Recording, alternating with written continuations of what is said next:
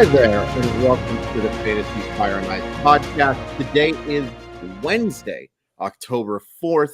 Thank you so much for joining us. We're going to be talking about some playoff baseball, talking about the four series, all that got underway on Tuesday. My name is Chris Crawford. I'm joined by my good friend, Sara Sanchez. Sara, how are you doing today?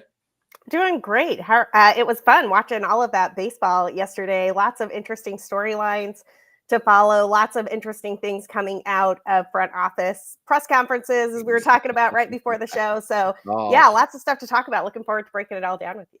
Looking forward to breaking it all down with you as well. I will do my very best not to go off on the Jerry DePoto comments for like the fifth different social media outlets that I can. But let's start about these playoffs. One thing I wanted to ask you real quick, Sara, would you space these games out more? Would you make it as a window where every game has its own time, or do you like the way that Major League Baseball has set these things up?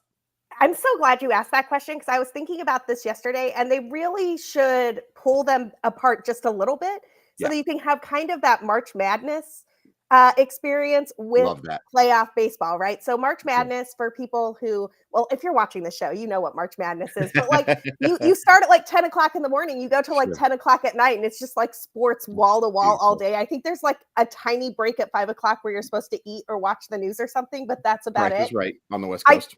Don't understand why Major League Baseball doesn't do the exact same thing when they have the opportunity. Yeah, I just, it's, especially when there's a couple of close games, it just kind of stinks that you have to pick an option and follow one online, or, you're watching one on your laptop and watching one on the computer, one on your television. Nobody has computers anymore, Sara. It seems silly to me. There's a golden opportunity here. I'll be, as a West Coast guy, why not have 10-1, 4-7? Why not make those your games? You know what I mean? Especially if you do have West Coast teams playing. Of course, this year, no real West Coast teams playing in those, but you can still space it out. You can have a 6 o'clock start. You can have a 5 o'clock start, something along those lines. I want every game to get its equal attention. And so now that I've done complaining about that stuff, let's talk about those games. And let's start with a pretty big upset, I think. Texas with a 4-0 win over Tampa Bay.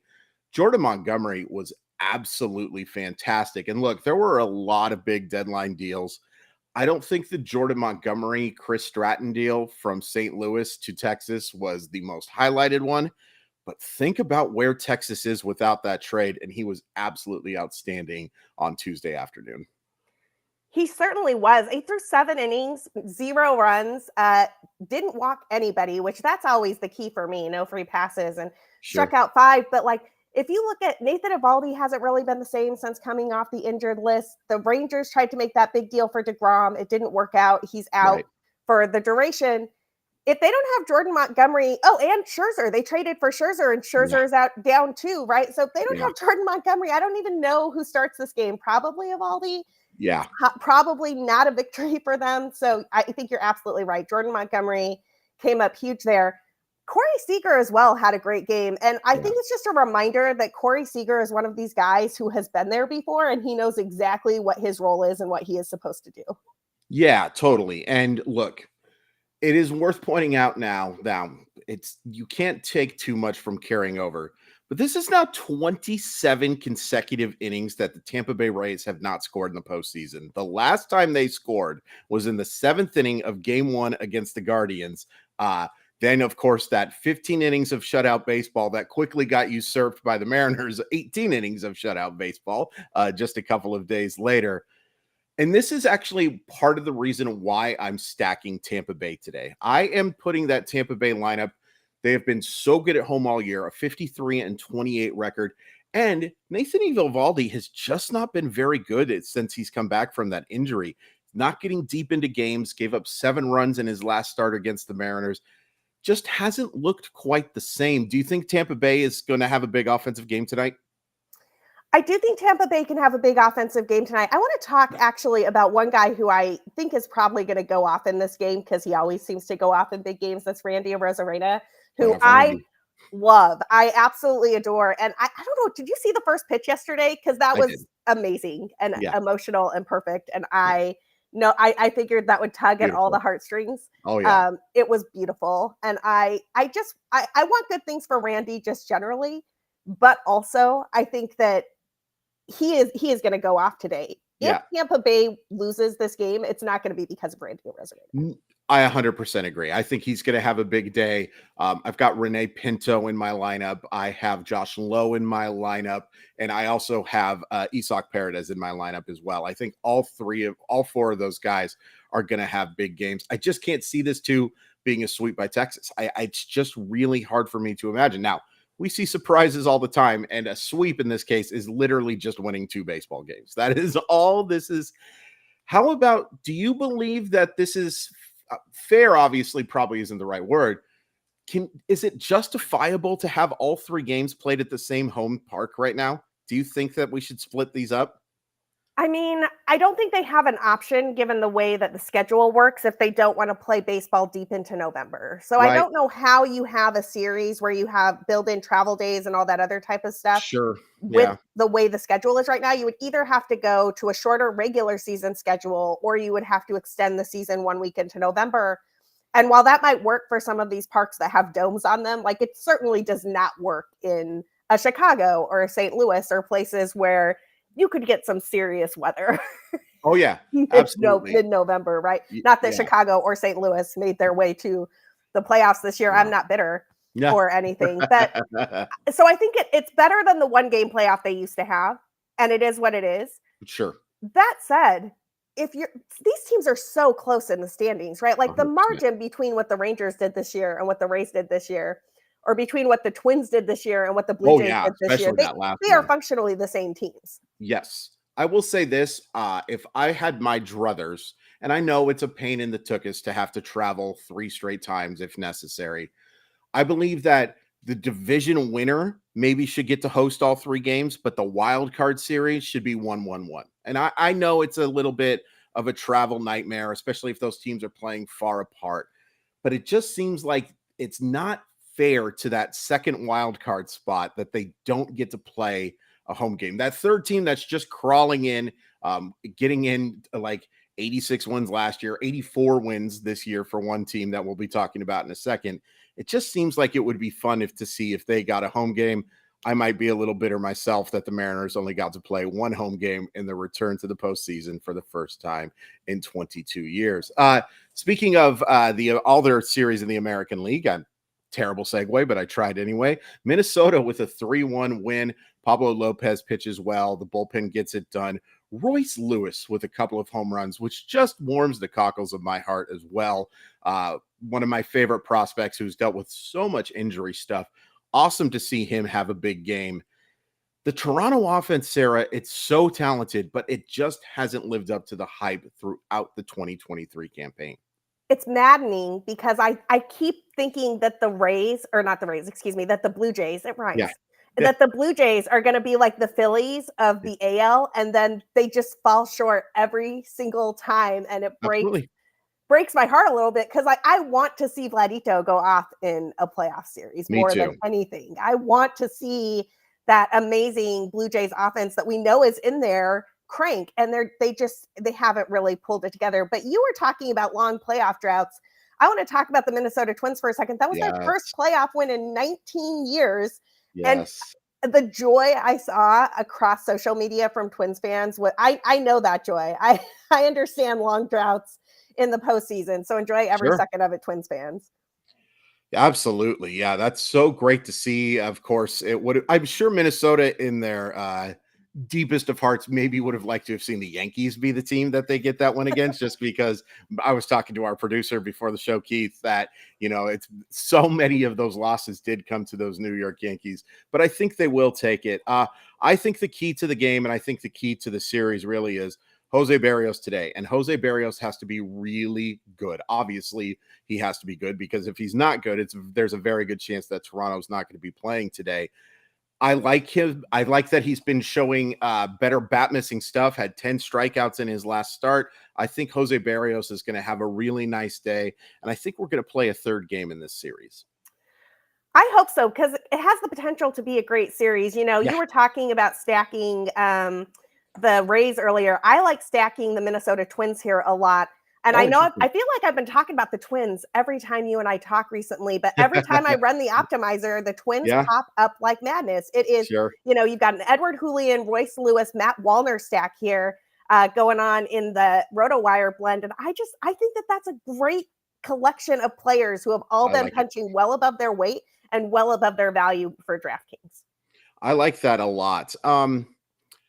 It's interesting looking at like this Blue Jays lineup, and I know we just talked about it, how disappointing they've been. And I love Vladito. I love watching Bo Bichette play, and he had a nice day yesterday, 2 for 4. Kevin Kiermaier had a nice day, 2 for 3. I think Kiermaier is actually kind of a little bit of a key to this series as a guy who has some postseason experience, actually reached by a walk as well. The Minnesota bullpen. Now, I know I have a lot of confidence in Duran to get the job done, and he once again showed off that amazing swing and miss potential. What do you think of the Minnesota pitching against the Toronto lineup today? I mean, the bigger problem is the bridge to Duran. Like, how are you getting the game to that point, right? And so I think that's a great call on your part. I just think this was a really evenly matched series in terms of the player talent on the field, the guys who have been there before and the guys who have not been there before. The mix of like free agent guys plus homegrown talent, everything about these two teams just screams even match to me.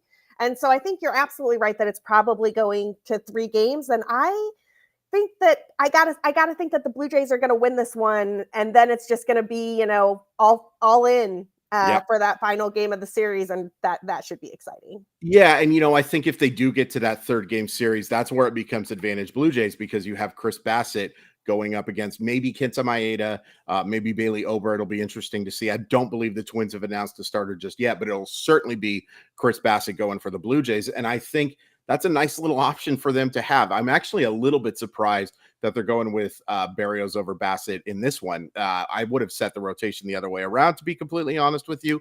But, I get it at the end of the day. Which one would you rather have starting, Bassit or Berrios? That's a really tough question. Very similar. Well, it's more I'm thinking about it more in terms of who do I want starting the potential must-win game, right? Sure, there you go. Like, because this is the that's like the must-win game for the Blue Jays, right? Yeah. Like, you don't win today, you're done. And so yes, that's true. I think I probably would err on the side of Bassit, but Berrios has been a great pitcher in these types of situations. So and I do think that they're going to have a quick hook with him if anything goes even remotely wrong. I was a little surprised yesterday. I know we're going to talk about the NL in a second, but I was a little surprised yesterday that there weren't quicker hooks with some of these games, because you're all in. You basically have to win this game or you're setting up some really terrible situations. And it felt like managers were a little slow coming out to get their guys yesterday. I 100% agree. It looked like there was just not that sense of urgency. And, sometimes sense of urgency can become overblown panic. You don't want overblown panic, but you do have to manage these as must-win games, like especially the wild card series, where you can literally only afford one loss. You can only have that one loss, and then everything literally becomes must win. It is not a hyperbolic statement. You can only lose one game in these series. So yeah, I was a little surprised by that as well. Before we get into the National League Series, I do want to remind everyone to check out the Contrarian Edge Optimizer. Right below Sara, you will see a code that if you're watching on YouTube, you can scan that code. Beautiful work right there. Scan that code, get the optimizer. It's awesome. It can help you for MLB playoff stuff, setting your lineups. The NFL stuff is fantastic and has helped people win a bunch of money as of late. It's also going to have NBA stuff soon, which is awesome. We cannot recommend it enough. And also check out sportstopia.io. It has all of our work. It'll have my lineup stacks. It'll have excellent work from Sara, all of our NFL writers, all of our NBA writers, of course, our MLB stuff. We are super biased, but we really, really would appreciate you guys checking that out. All right, moving on to the National League. And I think the very biggest surprise of the day is Arizona with a 6-3 win. Pitching matchup, to say the least, was not in the Diamondbacks' favor. And look, Brandon Pfaadt wasn't great. He gave up 7 hits. He allows 3 runs in 2 2/3 innings. But then 6 1/3 shutout innings from a bullpen, Sarah, that I don't think is all that talented. I mean, sure, I love Paul Sewald, and I'm rooting for him to get as many quality chances as possible as a Seattle Mariner fan who just loves Paul Sewald, the dude, as well. But the bridges between that are not the most talented. And let's just be honest here. The biggest concern about Milwaukee is, and Corbin Burnes wasn't great, the biggest concern here is, can this team score enough runs? And outside of a 3-run burst in the early innings, this lineup was terrible on Tuesday. The lineup was terrible, but the pitching is the emergency because they needed to win the game that Corbin Burnes started. Yeah. Brandon Woodruff is out for at least the series, possibly the entire postseason. Yeah, they have to go with Freddie Peralta now in game 2, and they needed not only – so Corbin Burnes coughs up the lead early, but the bigger concern here for me is Devin Williams threw like 35 pitches and gave up 2 runs late. Yeah, so you don't even have your closer ready to go for a must-win game. Sure. Who is going to close out this game for the Brewers if it is tight at the end of the game? That's a really good question. And I imagine that the answer is going to be Abner Uribe, who I love in the long term. That's an awful lot of pressure for a guy who was pitching in Double-A not that long ago. And look, Abner Uribe is going to be a person that I am drafting for sure late in drafts because I think his swing and miss potential competes. Him and Matt Brash, to me, are the 2 young relievers that you're going to want to roster early because they have that chance, especially if Milwaukee, gets aggressive with the trade type of thing. I think he has a chance to be the guy who gets saved for them. It's a very interesting pitching matchup because it's 2 guys who aren't very similar, but have had similar levels of success. Freddie Peralta had a 33-1 strikeout to walk ratio. And look, is he Brandon Woodruff? No, but that's not an insult to him. That's more compliment to how good Brandon Woodruff has been. While Zach Gallen was absolutely a Cy Young contender for most of the year, some inconsistent results, but pitched well in those last 2 games. I think if you're looking at the over-under on this one, you might be not seeing a whole heck of a lot of runs between the D-backs and the Brewers today. Yeah, I think that's a great call. Zach Gallen looked incredible towards the end of the season as well. It's wild to me because if you looked at these teams, early on in the season, the Brewers were a team that everybody expected to be in this situation and expected to push into a playoff run. They've been in the postseason 5 of the last 6 seasons. They've got experience here. There's all these rumors swirling around whether Craig Counsell is going to stick around this year or not. His contract is up. So it sort of feels like the Brewers are kind of at the edge of a window here. And Freddie Peralta needs to come out and be nails today. They probably need him to go 6. They might need him to go 7. Yeah. And if he can't do that, it could be a short playoff season for Milwaukee. Yeah, and absolutely. And I think you'll see the Diamondbacks show a similar level of patience as they did yesterday. Of course, a little bit of that was because they did struggle to throw strikes, 181 pitches, only 107 of them landing in the strike zone, 7 walks, including 2 by Corbin Carroll, who, look, what a star this kid is. I mean, you can't overstate how good Corbin Carroll has been in 2023. You mentioned this, I think, in your show notes, and I'll just have you talk about it. Is there any player that has a higher upside for Wednesday than Corbin Carroll? It's either Corbin Carroll or it's Corey Seager. It's real close. And one of the tools that I like a lot on the optimizers, you can sort of look at the line of each of the projections for a player and see who's going to get the most points. And it's Corbin Carroll and Corey Seager right there. And the only question is, like, one of them has a slight uptick and an upside here, or a slight downtick and a downside there. Corbin Carroll took a Corbin Burnes changeup and parked it 444 feet away to dead center. That is not easy to do. It was incredible. What can't Corbin Carroll do? He's running away with the NL Rookie of the Year, and he's about to lead the Diamondbacks into the division series. It's just unbelievable to watch. I'll tell you the one thing you can't do, Sarah. Grow competent facial hair. That's just got to go, Corbin. I agree with you on that. Corbin, I actually was looking at it yesterday. I was like, why did you do this to yourself? I just, like, buddy, you're a handsome fella. You're a young fella. You don't need patchy facial hair. Like just go with your clean cut, man. Just go with the clean cut. If you, at some point, you might be able to grow the beard out, and you might be able to not look like those fake versions of like different cartoon characters and stuff. He looks like a fake version of the Captain Morgan guy is what Corbin Carroll looks like. And I'm sorry, you're a super talented dude, Corbin. You just can't pull that off. Basically, I'm talking about that because I have no desire to talk about this next series because it's just such a mismatch. But Phillies do win 4-1. As boring a baseball game as you can have really in the postseason, you just never really felt like Miami was in this one. I know it ends up being a safe situation. I mean, this is just such a mismatch on paper, isn't it, Sarah? It feels like a mismatch, although the Marlins have been sneaky this season and they've been sneaky against some pretty good teams. So I wouldn't be surprised to see them pull a game out here. I actually want to talk about the Phillies base running in this game because Sure. I could not why they held Schwarber on the fly ball to Jesus Sanchez in the first inning is beyond me. Like, I get that Jesus Sanchez has a pretty decent arm. The ball was deep in the corner. Yeah. If you don't think you can score on the sacrifice fly there, what even is anyone doing? And then, like 3 innings later, Nick Castellanos gets sent for #reasons on a ball that is like right in front of the center fielder. I'm like, what is the base running philosophy in Philadelphia? And why does it feel to me like it all has to do with who's at the plate and doesn't have anything to do with the game situation? 100%. And there's been some weird stuff with Philadelphia in base running and also with plays that were made. I don't know if you saw the whole Nick Castellanos catching a ball in the foul ball and hearing the announcer yell, no, and then yes, right after, because he makes a great throw in terms of process. That was Thank God. Yeah, such a terrible decision, but it worked out. Interesting pitching matchup here.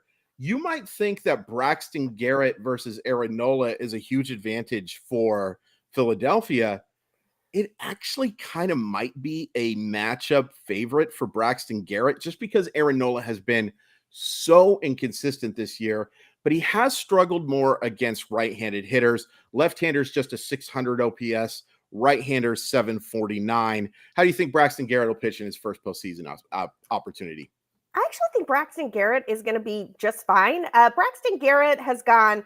He was short his last outing. He only pitched 4 innings, gave up 4 earned runs. But prior to that, he looked like he really had found a rhythm. He had 2 outings in a row where he threw 6 innings and struck out 7. It'll be interesting to see what he does today. I think, though, you really nailed it with the Nola call because Nola needs to come out and be good Nola. Yeah. He can't come out and be this guy who is like, maybe I'm going to give up a crooked number here or there. Like, the Phillies need him to be good Nola today. And I'm real curious to see which Aaron Nola they get. Yeah, I am too. And it's also worth pointing out, and look, sometimes this gets overdone. Players are always trying, but I think this is a really important postseason for Aaron Nola as a free agent. Like, if he can go out and he can put together a really strong showing in October, I think it puts him back in that what we were expecting him to get prior to the season, where you could have ranked him as maybe the second best free agent behind Shohei Ohtani. I've never heard of the guy, but I heard he is decent at a couple of different things. But like, that was like, it was a clear tier, right? Like, you have Ohtani at top, and then I think Nola was just that next name to me, and he hasn't pitched like it this year, but I think he does have a chance to earn a lot of money with a strong showing. It's worth pointing out here, Sarah, I'm looking at the lines for the games. Philadelphia is -160. Milwaukee is -130. Minnesota is -135. Tampa Bay is -160. These are all clear-cut favorites for postseason baseball. If you're picking one upset today, Sarah, of those games, who do you think comes out with it? I actually think it's Milwaukee because I think Freddie Peralta has the highest potential to just shut down that Diamondbacks lineup. And I think that Milwaukee team they're going to show up. They understand what the stakes are. When that offense gets cooking a little bit, they can do some real damage. And you've got some guys there, William Contreras, Mark Canha, Christian Yelich, who have had their moments this season and can put some crooked numbers on the board. But it's close. It's close because I think it's Milwaukee, but I'm tempted by some other ones there too. What about you? Yeah, I'm leaning towards the Blue Jays pulling off the upset today. I like Sonny Gray a lot. I grew up a Twins fan, actually, because the Mariners were just so awful. How I got into baseball was watching the 1991 World Series, which gets shown all the time on MLB Network, of course, especially Game 7, just because it's so fantastic. But I think Berrios is going to have a really nice game against his former team. I think the offense is going to do just enough. And I'm also pointing to the fact that, look, the Blue Jays have lost their last 3 wild card games. Now, they've only played 3. There have only been 3 to actually be played, but I think they're probably due for a win. I'm going to go with the Blue Jays to take this one. Before we close things up, let me ask you this. Everybody's up 1-0. How many sweeps do we get in this wild card series? It's a good question. I'm going to go with 2. Okay. And I think that you didn't ask me this, but I'm going to volunteer it. I think that the Phillies are going to win their series today. I think the Rangers are going to win their series today too. Ooh, and I understand. I think that Rays team is a little bit out of gas. I think that the pitching injuries have probably been too much. What they've been able to do with guys, playing 2-3 players deep in positions and platoons and whatnot, it's been kind of miraculous this season for the Rays. And I think the miracle is over. I think that the Rangers are going to punch their ticket through. I think that you've got a really good chance of being right. I'm just going to say the one. I think the Phillies do end up getting that win. I just don't believe in the Miami offense whatsoever, even though, like we've pointed out, Aaron Nola just hasn't been very good. But I think we're just going to get that one sweep. And you know what? Part of it is I want to watch a lot of baseball on Thursday. I want to watch an awful lot of baseball on Thursday. And you can give me 3 games. You can space them all out. I can watch them at my leisure without worrying about what's going on in these next 3 games. Sara, since we didn't get a chance to do it last week, give me your World Series winner.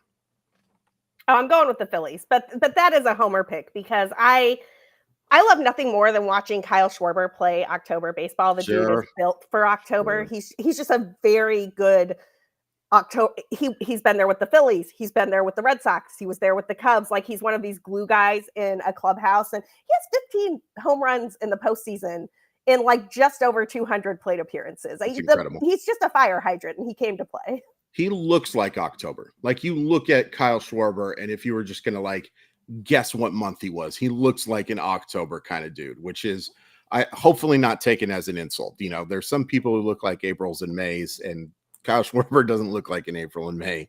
He looks like October. I'm going with the Phillies as well. I predicted a Phillies Blue Jays World Series rematch, 30-year anniversary. I'm still going to go with it just because I think that would be absolutely a hoot to watch. Thanks so much for tuning in. Follow us on Twitter at Crawford_MILB for me, at Sara_BCB for her. We really appreciate everyone tuning in, and we will see you next time.